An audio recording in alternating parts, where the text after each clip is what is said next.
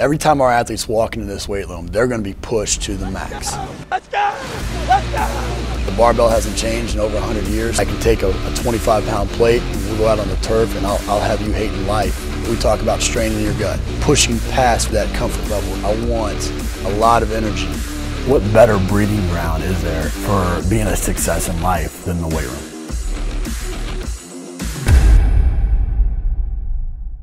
Hey guys, welcome back to Our Game Chalk Talk. I'm your host, McKeefery, and this is episode number 314. I want to thank you guys for listening each week. Appreciate you, those of you that like, share, comment. Just helps us continue to highlight the great people that we have in our profession. Also want to thank our sponsor, Train Heroic, for bringing this episode to you for free. I only partner with companies that I believe in both the people and the product, and Train Heroic is a fantastic product, but they're even better people. So if you're in the market, check them out. If not, just let them know how much you appreciate them the next time you see them at a conference or something. This week, I'm joined by Jason Lake. He's a professor in Sport and Exercise Biomechanics at University of Chichester. Perfect. I'm going to mess that up. But I met Jason over at the UKSCA just a couple weeks ago and was really impressed by his presentation and wanted to get him on the podcast here. So thanks for coming on, man. No problem. Thank you for having me. Jason, be it, I know you spend most of your time in academics, but, be it either as an athlete or as a coach or as a professor, which stop along the way best developed you for the current role? I'll be honest with you, probably the 5 years I spent in the army. Yeah. Literally just realizing that, or getting to that point where you could do stuff, you just had to get on with it. What do you think about the Army taught you? What the lessons that you take with it now? If you keep pushing, typically you'll get there. Yeah. Yeah, and the other thing, I guess, is that nothing lasts forever. Exactly. Whether that's good or bad. No doubt. Well, growing up in a military family and working in special operations, I can relate with that for sure. Yeah. One of the questions I always ask on this podcast, I think is so important is, as coaches, as professors, we all make mistakes almost daily. Absolutely. What's one of the biggest mistakes you've made and how you've learned from it? Probably sending 2 Kistler amplifiers back to Switzerland to be repaired when there wasn't actually anything wrong with them. And I just turned on the wrong knob. That cost a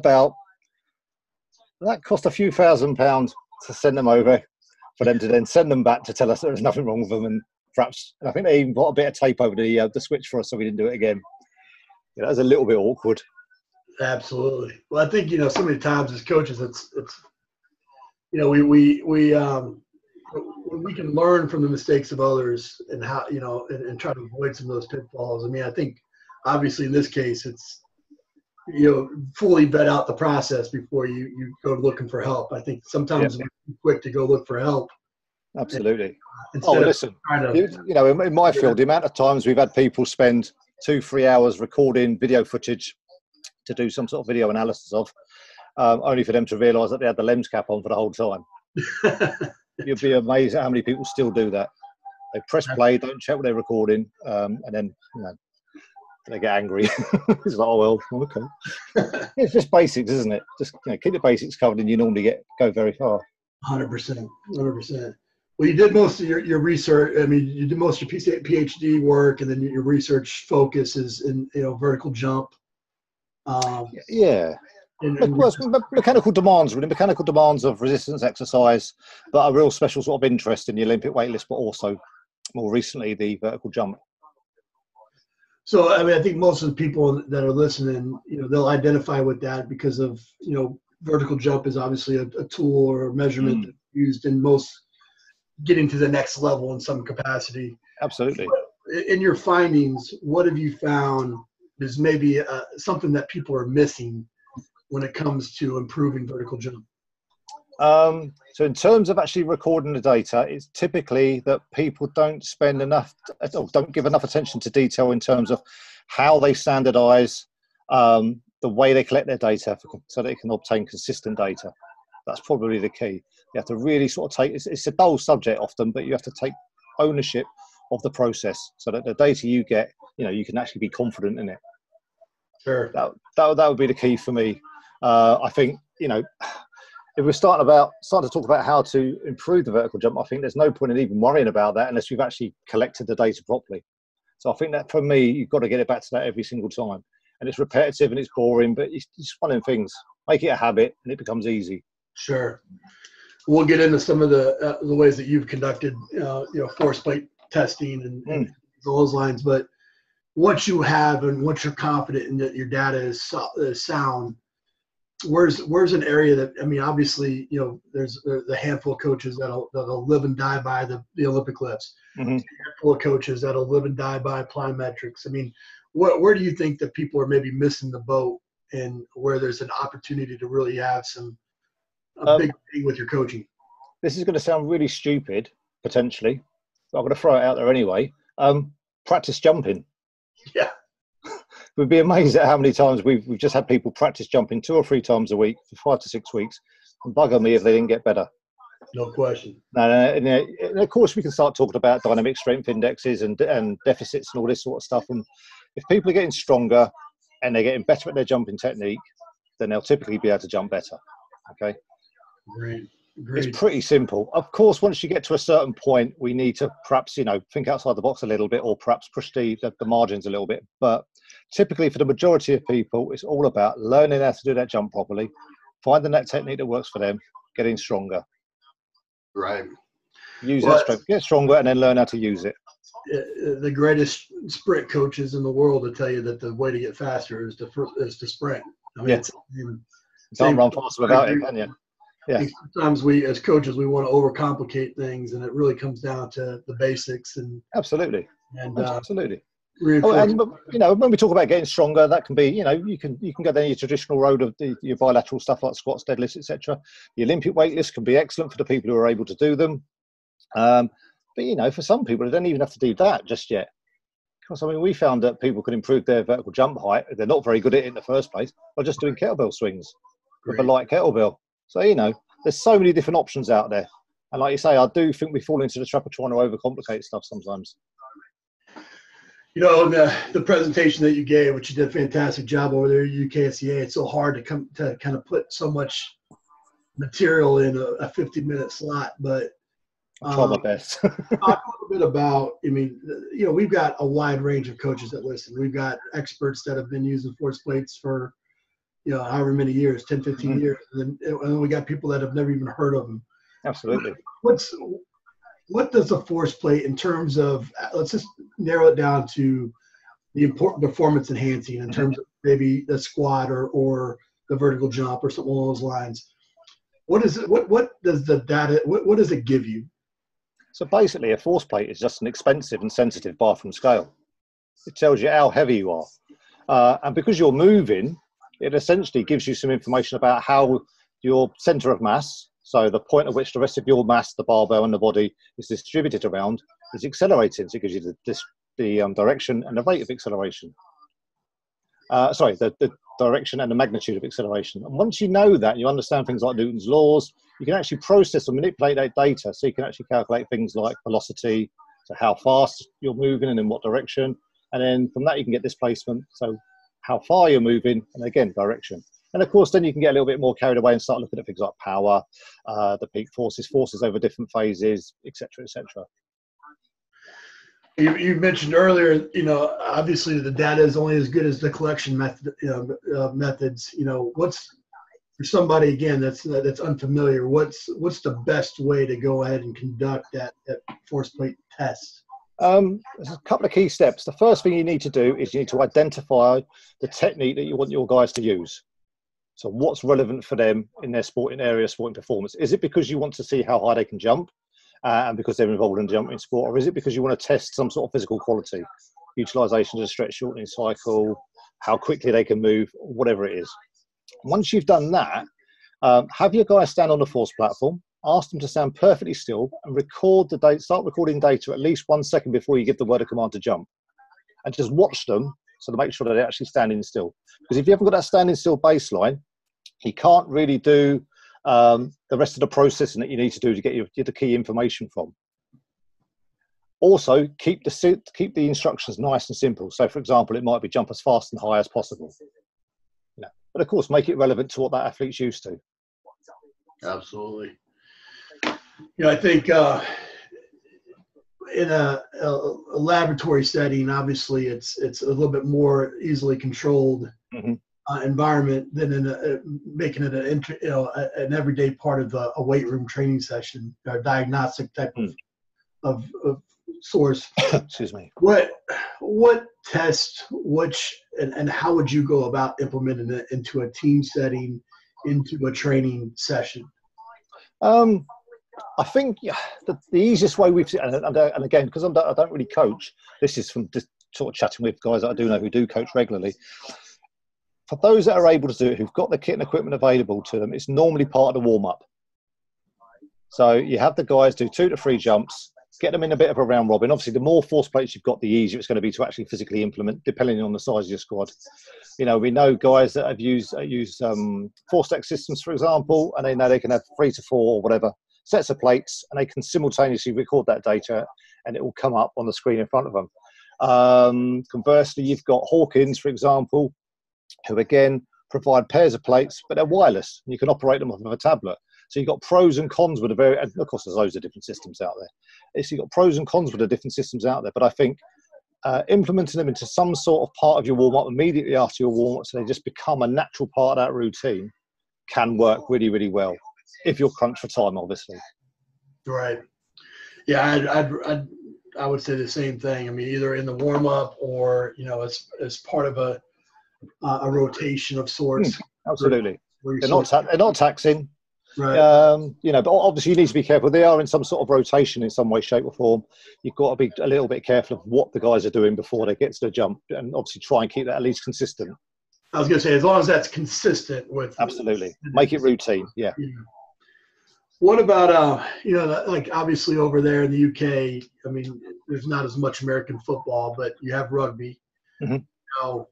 Most of the people that are listening to this are probably coming from a combat sport or a collision sport type of background. Again, I always say that the data is one thing, but the data without context is another, right? Absolutely.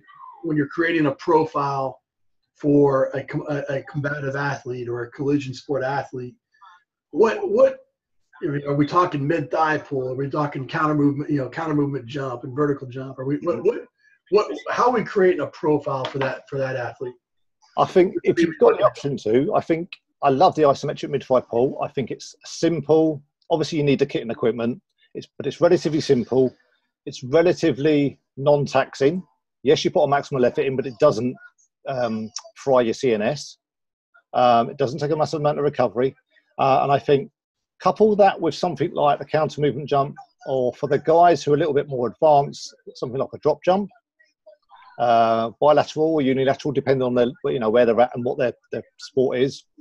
I think a combination of those two can give you so much information about their force application qualities. So how much they can apply to an isometric, during an isometric condition, how quickly they can apply it during that condition, but then also how they can actually accelerate their body mass as a consequence.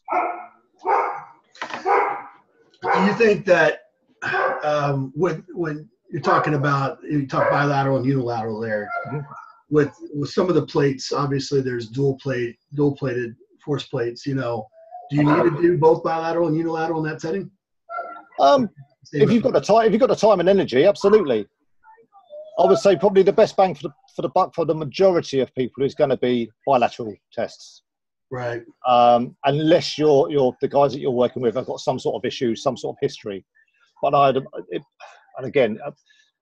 the answer to the best answer to all questions is surely, it depends. Yeah. And I would say typically you're probably going to be going down a bilateral route, but occasionally, and for certain populations, you'll be going down a unilateral route. Because as soon as you add the unilateral options, you've essentially got to do those jumps 3 times, because you've got basically three tasks. Right. Bilateral, then left, then right. So it does add to the time. So it's got to be worth that time investment. Well, I think that's the challenge, right, for strength and conditioning coaches. Absolutely. Especially in America. To focus on and why, yeah. the American system where you're limited by hours, maybe because of the league or whatever as well. Absolutely. When you're talking variables, I mean, you talk center of mass, talk acceleration, you talk velocity, power, peak power, all these different things. Again, let's use that rugby athlete or that American football player athlete as a muse there. What variables do we need to be concerned with? So if we focus on, say, the counter movement jump, I think the key variables to focus on, you probably don't want to go any more than 6 variables, because when you do that, you get over that, it gets really complicated quickly. I think it can be useful to quantify the dip displacement, so the counter movement displacement. I think it's useful to then quantify the counter movement duration, the push-off or concentric phase duration, and the average forces that are applied during both of those. Now, if you get the takeoff velocity as well, obviously you then know how quickly the guys have left the ground. From that, you can then, if you want to, you can actually calculate jump height, depending on whether or not that's something of interest to you. And because you've got that takeoff velocity, if you want to, you can also then calculate things like impulse. So I think they're the sort of bare bones 6 variables you need. And then obviously from that, you can calculate various other bits and pieces. Of course, there's going to be people that are interested in power for some reason or another. Brilliant, that's absolutely fine, but make sure you understand why you're measuring power. Right. Power can be really useful, but in something like the counter movement jump, unless the counter movement displacement is consistent, any change in power can be purely as a consequence of dipping further or less. We talk a little bit about, whether or not, it's a dual deck or it's a single deck or whatever. There's lots of different products on the market right now. Absolutely, yeah. And there are various price points and various, claims of what are the things that we need to be looking for? You don't have to give me a specific brand, but what are some things that we need to be looking for when purchasing a force? You need something that's robustly made, because you're going to have there's scope for having some big guys applying an awful lot of force, not just during a pushing, but also you tend to forget the landing bit. And the landing bit is typically where the really large forces happen, and they happen really quickly as well. So you need something that's going to be able to withstand your athletes. A Pasco force plate made out of plastic, but if you have 2 of those, that might be suitable for the guys you work with. On the other hand, it might fall to pieces after a few weeks. It depends, right? So you need something that's robust. You've got to bear that in mind. You need something that will enable you to capture your data at least 1,000 hertz. Okay. I would tend to suggest that you avoid black box solutions, but I'm also aware of the fact that for people who are time crunched, they can be an absolute blessing. So I appreciate that as well. But ideally, if your system does work on a sort of black box type of situation, being able to access the raw data can be really, really useful, because at least then you can do your own checks and make sure you understand how that bit of software is doing what it's doing. Again, it's all part of taking ownership of those numbers. Right. And what you mean by that is, for those that are listening, is like a system such as Sparta Science or something along those lines, where they've got their own algorithm, their own interface. Absolutely, yeah. As long as you can get to that raw data, if you need it. Absolutely. Most of the systems use their own algorithms, and that's absolutely fine, because I don't think there's I'm trying to think of the systems out there. I don't think there's one system that I would say definitely don't get. Right. Because I don't think I don't think there are any systems out there that are that bad that you should avoid them. But there's going to come a time where you need to perhaps get the guys to come and give you a demo, because you need to understand what they do, what's going to be involved from what's going to be required from you, what sort of level of expertise are you going to require. Is there a way that you can teach yourself how these data are calculated? Great. Again, comes down to that taking ownership of the numbers. I think whenever we start talking technology, there's always the opportunity here to go too far extreme, to where if you don't absolutely, you don't have HRV, you don't have these different tools, you can't. So I think I should probably qualify it by the fact that actually make sure you need a force plate. So if you're in the mid-range, if you're in the mid-price range, so you're looking at something that's going to be about 6 to 10K, right? But for some, for an awful lot of clubs, that's going to represent a big chunk of investment. Right. Do you actually need that? Is that going to help your practice or help inform your practice? Right. And in a lot of cases, it might not, or it might not be the right time to do that. So maybe hold back. Don't, you know, just because other people are buying them doesn't mean to say that you absolutely have to have them. Absolutely. I agree 100% with that. Now, given that, you know, if you're in a situation where you'd like to have one, but you don't, Mm-hmm. you know, what tools, what tests are you doing to get as much of the same information as you can? I think if you're interested in jump height because your guys have to jump high, then you can use some of the smartphone apps like the My Jump, for example. Yeah. If you're reasonably technically minded, you can get, obviously you can buy a switch mat. But to be honest with you, the switch mats tend to be as expensive as the cheaper force plates, like the Pasco plates, for example. So that's probably not the best way to go. But you can buy the actual mat itself reasonably cheaply. I think they're like $40. So all you need then is the timer and the ability to actually connect the two. Right. If you can do that, then you've got a jump mat. Yeah. You know, and you can do that for a few $100s tops, perhaps. You know, if you can access because the timers tend to be the more costly way, the more costly element. Linear position transducers can also be pretty good. They're not perfect for jump height or testing jumping, but if that's what you've got and you stick to it and you use a consistent data collection method, that's perfect. And you can get things like in Europe, we can get a chrono jump for about €500, and that works off of a free bit of software. I think what's the one I saw the other day? Is it Speed for Lifts? I think maybe that was about £300.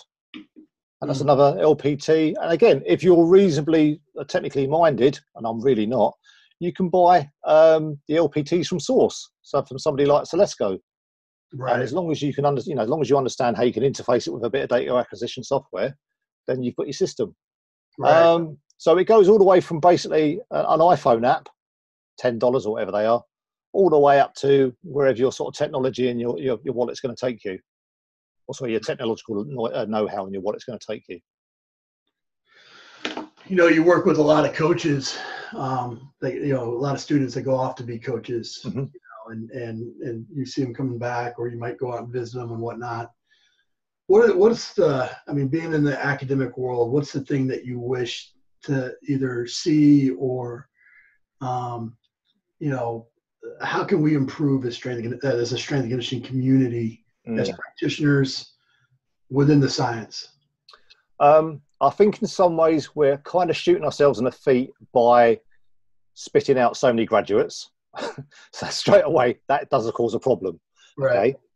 But there's no way around that at the moment. So what I would really like to see is that the guys that do go out and graduate actually put themselves out there, make themselves available, try as much different stuff as they possibly can. That said, it'd be really cool if they could do that without getting abused by clubs and the various other institutions that are out there. That would be brilliant. I think that's the thing that lets us down. Now, I understand why it happens, and typically the guys who are behind that tend not to have an awful lot of choice. But ideally, I think it would be really, really good if we could not abuse our graduates, or we could actually, nurture the good guys that are coming out there. Right. Because of course, it's not for everyone. And I say that as somebody who isn't a coach. But for me, I think it's quite nice because I can just stand back and see what's happening. Certainly with my guys, anyway, and the colleagues for other institutions as well, watching what's happening with their graduates. Some are doing better than the others. Why is that? Typically because they're the really keen guys who knuckle down and actually go out and try different stuff. Yeah, I think that's the thing that I think is just systemic of our time now, where there's this fear. Absolutely. Of, being able to go out and try whatever and without repercussion, and especially when you're in a high level sport, sometimes it's when you're dealing with millions of dollars of athletes, sometimes where it's absolutely a little skeptical. I understand. Yeah. But you're right. There's got to be that ability to be able to fail and try. Yeah. Otherwise, how'd you learn? You only learn by getting stuff wrong, don't you? It's the scientific process, right? I mean, it's a hypothesis, and you test it. And you which is why I'm such a good scientist, because I do lots of stuff wrong. Yeah. Right. Well, I think what I would like to see is I'd like to see us as practitioners integrate more with our academics, the people that have time, that understand that process. And I always tell the story to anybody that'll listen as we're talking about these types of topics. I went down and I visited the Brisbane Broncos Mhm. and their staff, and their staff each year would take on some PhD students, but they would conduct a research study each year as a staff, answering specific questions, and then they would put the poster board up in their office, and it was year after year of things that were specific to their situation, but they were contributing to the body of work. And I think we need to be more open and doing that type of stuff. Oh, over collaboration. Yeah, I mean, the amount of times I've talked to guys from various levels of clubs, and they've said, well, yeah, that study was great, but, it didn't use, it was university students. Right. Well, okay. So then typically that leads on to, well, how about we do something together then? Use your guys. We'll process the data. We'll put it out there anonymously. And, of course, nobody ever does that. So it's like, well, come on, you can't criticise. You can't identify the problem but not offer at least an element of a solution. Sure. Because the guys that, myself and others, certainly in the UK and, well, all around the world really, but certainly the guys I work with in the UK, we'd love to do that sort of stuff. We'd love to put different, data from different populations out there so that we could have a really good breadth of research.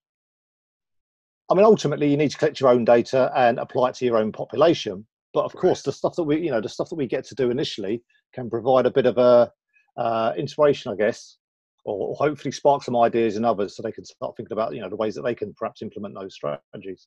Agreed. Well, man, we end the show with some resources here. Give us the best piece of coaching advice you ever received. Not coaching per se, but I would say take ownership. And it doesn't matter what that is. For me, that's normally take ownership of the process, whether that's recording data, processing it, whatever. Understand what you're doing. And if you don't understand, ask. Yeah, that's so important right there. I mean, it sounds simple. It's important. Absolutely. You'd be amazed at how many people try and bluff it out. It just doesn't work. Agreed. What about a book, app, and website recommendation? See, I'm a little bit biased, but I really like, I'm just looking at it now. I really like this one. Yeah. Only because I was lucky enough to do a couple of chapters in it. But at the moment, I think that's a really, really good one. But I also really like the High Performance Training for Sports that came out by David Joyce and Lewindon, a few years ago. I thought that was brilliant. It was about 5-6 years ago, I think they came out, and I think that was excellent. I really, really enjoyed that. Those two. I mean, there's loads really, but I would say those two. If you're interested in collecting data or using any of the technology that's out there, those two books will give you a really good insight into what you can perhaps get from them. Most importantly, I think, what the limitations are. Sure. That's probably as important as the actual, the positives you get from using these systems. Great. Any apps or websites that you recommend? Apps or websites. Do you know what? This is going to sound really dull, but I just like a notebook. Yeah. Just scribbling stuff down. Yeah, I agree. For me, I mean, there are loads of good apps out there, but singling one out, no, I can't just think of a single one. No. And websites, this is going to sound, again, it's going to sound daft and perhaps sound a little bit lazy. I like trawling Twitter. Yeah. Not trolling, trawling with a W. Because you get some really good ideas there. You get I mean, obviously you get a lot of nonsense, but quite often from that nonsense, you'll quite often get some interesting conversation. And I think that's really useful. It's the sort of conversation you might have over a pint or whatever at a conference that you can't get anywhere else. If that makes sense. I really like that. It doesn't always work, obviously, and it can sometimes get a bit nasty. But typically, I think I really like that. And, I would reiterate that. I wouldn't say trolling because there's plenty of that on as well. But that, I think the social media tools, they have the opportunity to connect people all around the world. Absolutely. And get some great information. But it could also, as long as we're not eating our own and absolutely one another, If you're going to use it, don't be a dick. Yeah, totally. That needs to be the title of the episode for right there. Well, man, like I said, I told you at the conference, I really appreciated your presentation and just getting a chance to get to know you a little bit better. And just thanks so much for putting out content and coming on the show. Absolute pleasure. I mean, what's the point in knowing stuff if you're not going to share it? That's it for this episode of Iron Game Chalk Talk. Thanks to this week's guest as well as our sponsors for bringing this episode to you for free. Make sure to check out ronmckeefery.com where you can join our mailing list, find the show notes, including all the links and resources mentioned, and information about Coach McKeefery's other products. While you are there, please join Coach McKeefery in the comments section thanking our guest for sharing. If you haven't subscribed to Iron Game Chalk Talk on YouTube or iTunes yet, make sure to do so. Comments, ratings, and reviews are always welcome. Coach McKeefery can be found on Twitter at @RMcKeefery, on Facebook and YouTube at /Ron.McKeefery. That's it for this week. Be sure to check back next week for another great episode of Iron Game Chalk Talk.